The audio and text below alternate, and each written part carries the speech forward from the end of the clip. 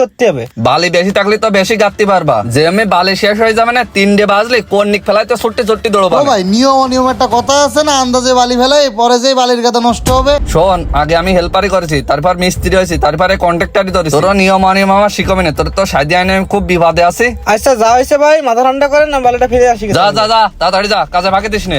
উস্তাদ কিরাম কন্ট্রাক্টরের কাজ ধরেছে। এ কিরাম আচরণ, এর আগে কোনদিন গ্রামে দেয়নি, এবার কন্ট্রাক্টর হলে কি এ তুই আকার দাঁড়ায় আছিস কেন? কাজ কর। ও হ্যাঁ ভাই, কাজ তো করবো। ওই করছি কি, ওই ঈদ তো চলে আইছে, শ্যামাটা করছিল ঈদের কেনাকাটা করবে।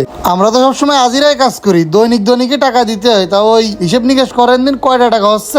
এ তোরে অগ্রিম দিলাম 3000 আর ওরেও অগ্রিম দিলাম 1000। তা কাজ কামের শেষে একবার হিসাব করবা না? তোরা কাজ করতে থাক। ও ভাই, আপনি দিছেন 4000 টাকা দুইজন রে, তা কাজ করতেছি তো 4 দিন, 1200 করে জোড়া হলি তো 4800 টাকা হয়। তা সেই হিসেবে তো আপনার কাছে পাতি যাচ্ছে। ওরে বাবারে, আমারে কন্ট্রাক্টরের জীবনে কোনো মিস্ত্রিতে আমার কাছে হিসাব চাইনি। তোরে আরো অগ্রিম টাকা দিয়ে নিয়ে আসলাম, সেই সময় তো কোশনি যে ভাই দিনের টাকা দিনই দেবেন।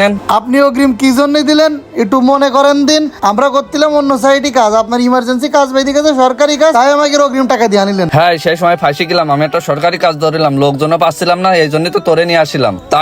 তাই বলে এরম কোনো কথা না যে আমি সবসময় তোর কাছে আমি ধরা থাকবো। সে জায়গায় যাই, এই তো আর বেশি দিন কাজ হবেন না ভাই। আরেক মিস্ত্রি তো অর্ধেক করে রেখে গেল। তা করছি কি ভাই, আজকে সন্ধ্যের হিসেব নিকেশ করবে? আরে না, হ্যাঁ আর 4-5 দিন কাজ আছে, কাজটা শেষ করে একবার হিসেব নিকেশ করবা না। আর বুঝিস তো আমি কন্ট্রাক্টারি করি, সব দিকে তো টাকা পয়সা দেওয়া লাগে। তুই একটু সামনাটারে বুঝে শুনে কইসি নে। উস্তাদ বালি রেডি হয়ে গেছে, দেবো কি? হ্যাঁ মানে একটু নরম দিয়ে এক কলাই নিয়ে আয়। ভাই তাড়াতাড়ি যাবে, বালি মিস করা হয়ে গেছে। তুই তো বুঝিস আমি কম কষ্টে না পড়লে গলির কন্ট্রাক্ট কেউ নেই। তাড়াতাড়ি যা, কাজটা শেষ কর। আচ্ছা ভাই, তালি বলে এই কাজ যেদিন শেষ হয়ে যাবে ওই দিনকে সন্ধ্যেবেলা হিসেব নিকেশ কার দোকানে আসবো? ওই সন্ধ্যেবেলায় কাজের শেষে ওই রাজু চার দোকানে যাচ্ছি না, তুই তো ঈদ বোনাস টোনাসও দিতে না, আর ওই কাজের টাকা পয়সা যায় সব দিয়ে দিবা না। আমি এখন গেলাম।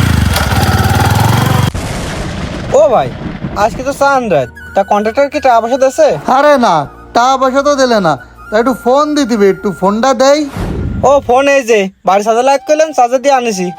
কন্ট্রাক্টরের নাম্বারটা আসছে, বক্কার ভাই নামে সেভ করে দিয়ে কল দি। কাঙ্ক্ষিত নম্বরটিতে এই মুহূর্তে সংযোগ দেওয়া কাপড় কি রে, নাম্বার বন্ধ করছে কে? তাহলে ওনার বাড়ি চেনেন না? তাহলে ওনার বাড়ির দিকে চলেন। বাড়ি যাই কি আর, ওনার তো বাড়ি আমি চিনি নি, উনি তো বাইরের এলাকার লোক, আমাকে এনে ভাড়া থাকতো। ও ভাই, তাহলে এখন উপায় কি? উপায় একটা আছে, এই ইলিয়াস ভাইয়ের কাছে একটু ফোন দিয়ে দেই। আসসালামু আলাইকুম ভাই। ওয়ালাইকুম আসসালাম। ভাই ওই যে কন্ট্রাক্টর বক্কার ভাই নামে একটা লোক ছিল না আপনাকে বাড়ি? হ্যাঁ, ওই যে কালো মতো নাটাই। হ্যাঁ, উনি কি বাসায় আছে? সে তো আরো 2-3 দিন আগে জিনিসপত্র সব কি? নিয়ে দেশের বাড়ি চলে গেছে। উনি নাকি আরো 2-3 দিন আগে এখান থেকে রুম টুম সাইডে চলে গেছে। সর্বনাশ করেছে, এই জন্য অপরিচিত লোকের আন্ডারে কাজ করতে হয় না।